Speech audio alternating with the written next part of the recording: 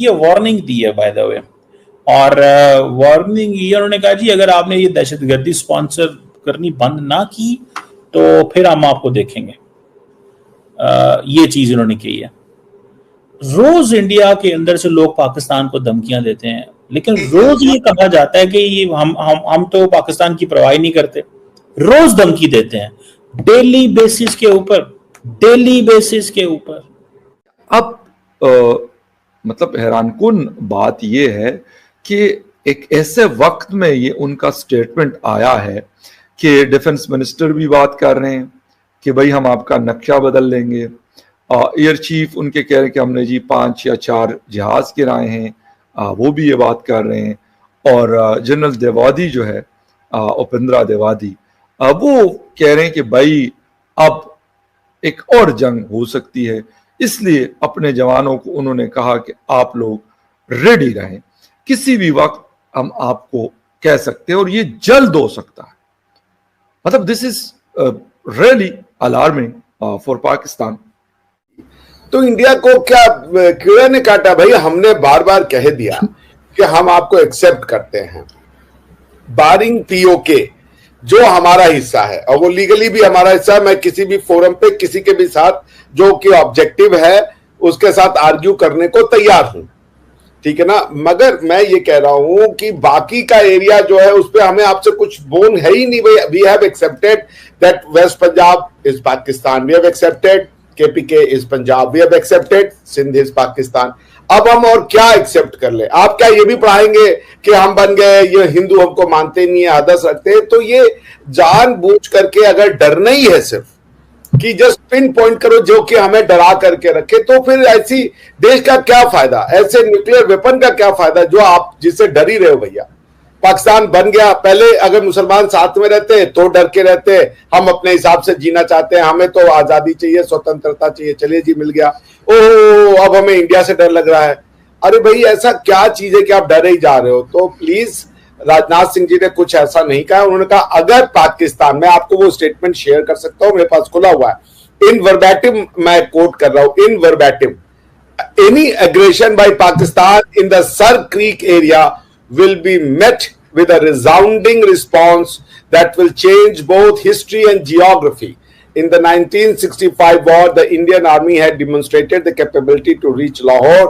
Today in 2025, Pakistan should remember that one route to Karachi passes through the Sarkik area.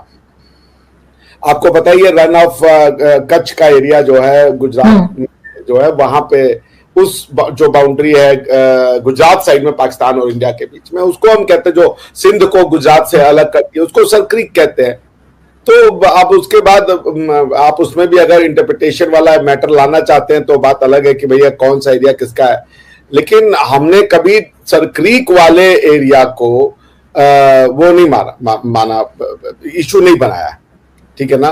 तो और हम तो कहते हैं आइए बैठिए सर क्रीक एरिया पे, अगर आपको कोई प्रॉब्लम है तो बैठ के सॉल्व कर लेते हैं। लेकिन अगर सिर्फ और सिर्फ डिस्प्यूट के लिए कोई पॉइंट ढूंढना है तो फिर उसका मेरे पास या भारत के पास क्या ही ऑप्शन है? जी बिल्कुल ऐसा ही है। लेकिन सर काफी टाइम हो गया है, अब थोड़ा सा हिंदुस्तान पाकिस्तान दोनों को आगे की तरफ बढ़ना चाहिए, लेकिन कहीं ना कहीं कभी हमारी साइड से और कभी आपकी साइड से एक बार फिर वो लड़ाई झगड़े और जो अटैक्स चले थे उसकी बात छिड़ जाती है। तो आखिर कहीं ना कहीं जाके तो इस चीज को रोकना होगा कि आपको लग रहा है नहीं अब ये चलता रहेगा अगले जन्म तक? अभी फिर आपके जो एयर चीफ है उन्होंने फिर 10 जहाज गिराने की बात कर दी। हमारे यहाँ कभी हम भी सर कभी 5 कभी 6 कभी 7, हमारे प्राइम मिनिस्टर की मैंने कहीं क्लिप देखी थी, एक में वो 5 बता रहे थे, एक में 6 बता रहे थे, फिर एक में 7 बता रहे थे। तो मुझे समझ नहीं लग रही कि भाई हो गया जो होना था, आगे बढ़ो, तो आगे क्यों नहीं बढ़ रहे? आरजू जी, ये मैं बार बार कह रहा हूं, आगे बढ़ने के लिए आपको डॉक्ट्रिनली आगे बढ़ना पड़ेगा। आपको बहुत सारे मैटर्स जो काउंटर इंट्यूटिव है उनको रिजॉल्व करना पड़ेगा, ऐसे आप आगे नहीं बढ़ पाएंगे। आपने एक समाज का निर्माण किया है पिछले 70 साल में, आप कैसे उसको अंडू कर देंगी भाई? वो बहुत जटिल प्रोसेस है। उस प्रोसेस का तरीका सिर्फ और सिर्फ पुस्तकों से जाता है। आपने अपनी आइडेंटिटी भारत विरोध की बना दी है, हिंदू एनिमी की बना दी है।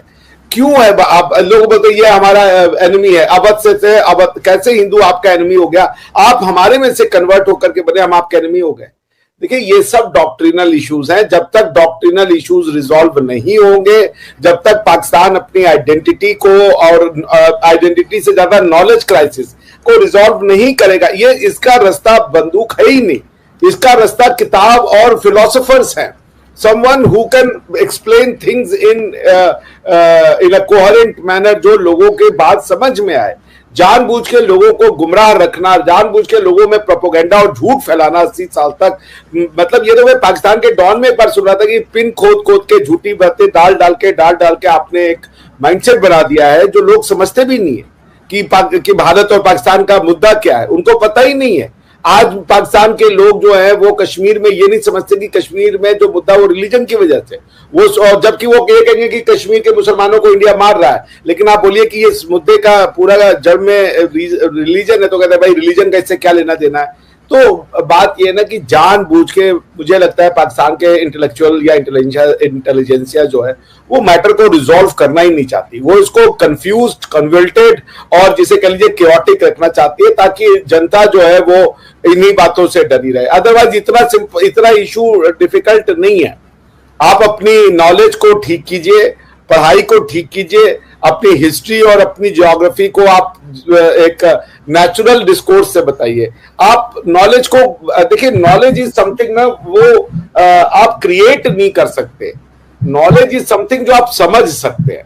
पाकिस्तान हर चीज क्रिएट कर रहा है, वो सोचा हम ऐसा चाहते हैं, ये हमारे चाहने के हिसाब से हो जाए, वैसे नहीं होती है। नेचुरल जो एक्शंस होंगे वो नेचुरल होंगे।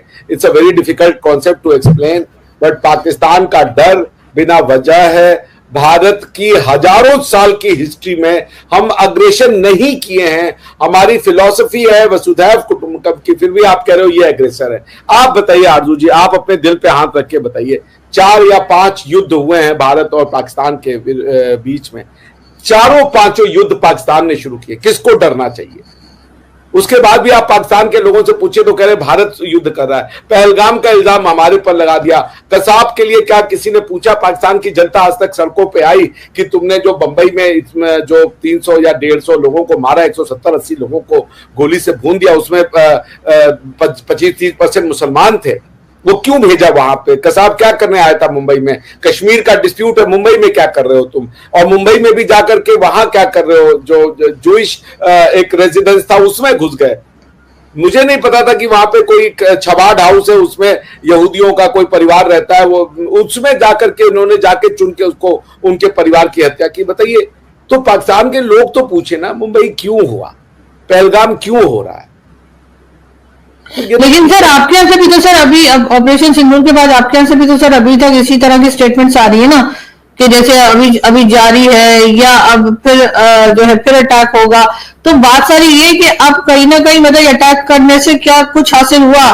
कुछ हुआ तो नहीं, मतलब कुछ खास तो नहीं हुआ ना। ठीक है, कुछ आप लोगों ने जगहें जो है टारगेट की, लेकिन बात सारी ये है कि इसका वो एक बार राजनाथ सिंह साहब की बात मुझे याद आ रही है, उन्होंने कहा था कि हिंदुस्तान पाकिस्तान मिलकर जो है वो इस टेररिज्म के ऊपर काम कर सकता है। तो क्या ऐसी कोई निकल सकती है कोई बात आपको लगता है कि जिसमें दोनों कंट्रीज मिलकर इसके ऊपर काम करें? देखिए, आपका है कि क्या मिला, भारत ये समझना पड़ेगा आरजू जी, इतना आसान नहीं है। पाकिस्तान का ये जो 5 हमला है हमारे ऊपर, ये 5 नहीं है। पाकिस्तान कहता है कि हम गजनी की औलाद हैं, हम गौरी की औलाद हैं, हम बिन कासिम की औलाद हैं।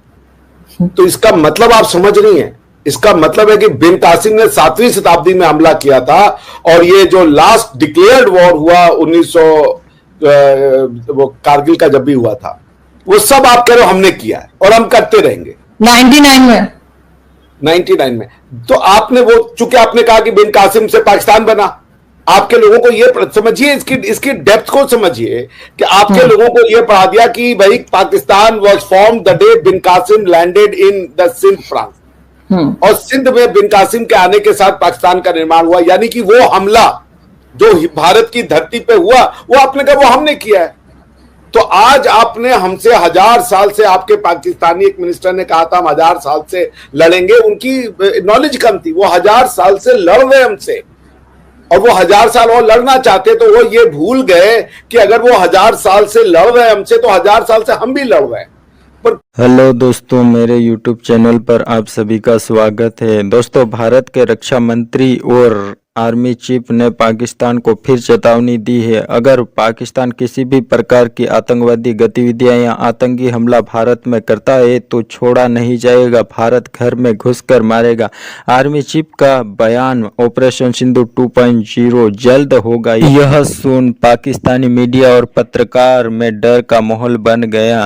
बोलने लगे, भारत हमें बार बार धमकी दे रहा है। तो पाकिस्तानियों सुनो, अब भारत पुराने जमाने वाला भारत नहीं रहा। अगर पाकिस्तान ने उकसाया तो जवाब ऐसा होगा कि इतिहास और भूगोल तक बदल जाएगा। तो ये बात एक बयान नहीं थी, ये चेतावनी थी, दुश्मन की नींद उड़ाने वाली चेतावनी। और दूसरी तरफ देखो, पाकिस्तान के पत्रकार कमर चीमा और आरजू काजमी वही पुराना राग अलाप रहे हैं। कहते हैं हमने चूड़ियां नहीं पहनी है, हम भी ठोकेंगे। ये चीमा ठोकने की बात तो दूर की बात है, तुम्हारे देश में ठोकर खाने की भी ताकत नहीं बची है। तुम्हारा देश में भिखारियों की संख्या इतनी बढ़ गई है कि तुम अरब मुल्कों में जाओ और भीख मांगकर खाओ। दोस्तों, इन पाकिस्तानियों के बारे में आप क्या कहोगे?